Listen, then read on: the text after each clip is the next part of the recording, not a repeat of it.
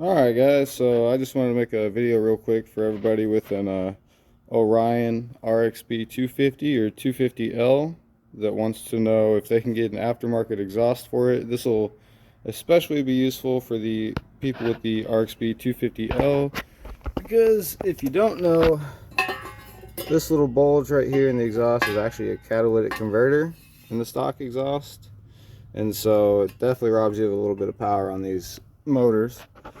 So this was actually just an Amazon exhaust I got for $100, and it's for a Honda CRF 230F.